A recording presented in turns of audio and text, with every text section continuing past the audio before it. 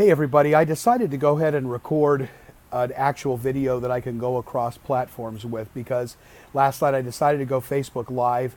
It had been a rather sort of emotional day, and then I had, I don't know, some type of internet connection issue, which may have been a good thing because it was, as I said, an extremely emotional day yesterday, just with news and things that I had received and heard from other people.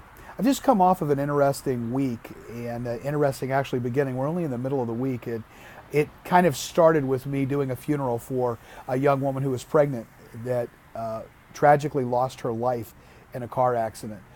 All of that, of course, gets you thinking about life and doing what's important. And what's interesting is this past Sunday at the church, I had just spoken on finding purpose in your work, making your work worthwhile.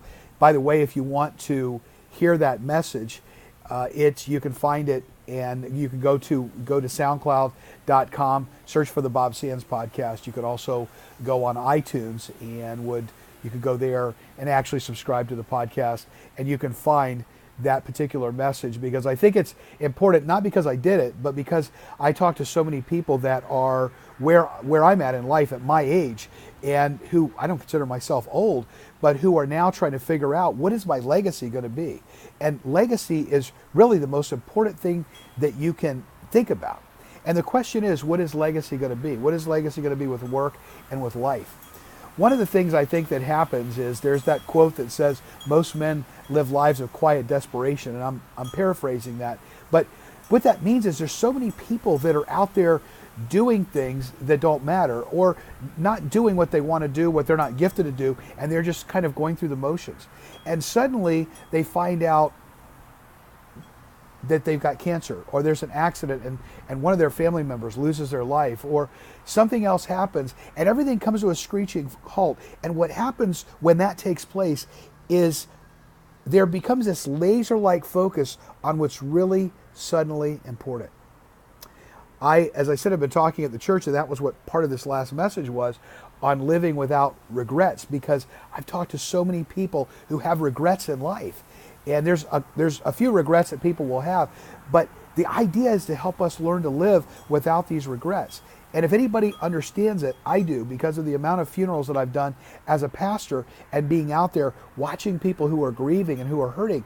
It is just so sad at times to hear what people are going through and the pain that they're dealing with. And so many times they're saying things like, I wish I would have. I got to tell you, don't wish that you would have. Do it now. Followed by this event of this funeral this week, I then found out that a friend of mine's wife, and actually made contact with him, had cancer and is fighting cancer. Then I found another friend of mine also had cancer and had surgery.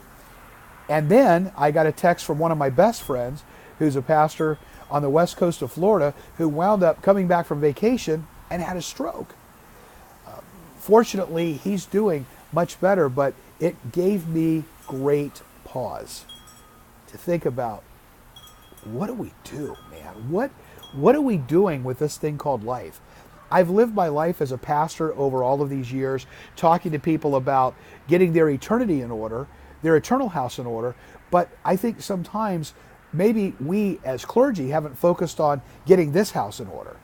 You know, it's not just living for the hereafter, but it's also living here and now. Are we making a difference here? I believe that God has put us on this earth for a purpose, to make a difference. And most people are just living life to pay the bill. They're going through the motions. Their work in life has become monotonous. It's one of those things where they just go through it every single day, or it's monopolizing their time, or they even feel like their work and their life is meaningless. So what's the answer? I mean, I've been there. I've been where I've even thought at times, does what I do matter? Does it really, really matter? Does anybody really care? And I've realized that there's one kind of statement that I think sums it up, and this is it. And I talked about this Sunday, but I'm going to talk to you about it again.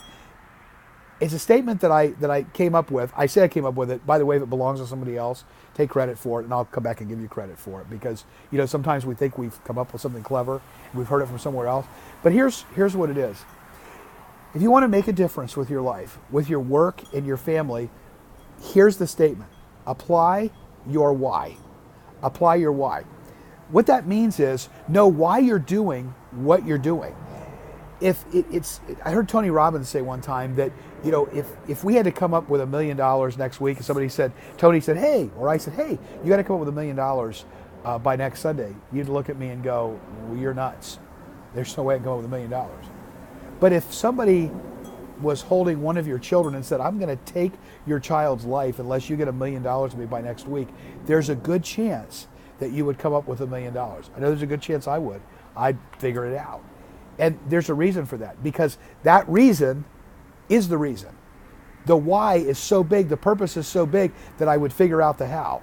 And so the idea is for us to find out our why, get in touch with the big reasons that we have for living, the big reasons that we have for doing what we're doing. If it's in your work, then one of the things that I've said is do what you love, if you want the why, or decide to love what you do. But find your big reason. Find your big reason to love your family. Find your big reason to make the relationships work. Find your why. And if you have to, write it down over and over and over and get in touch with it. But once you find the why, then you have to apply the why. In other words, start executing. Start doing something about it.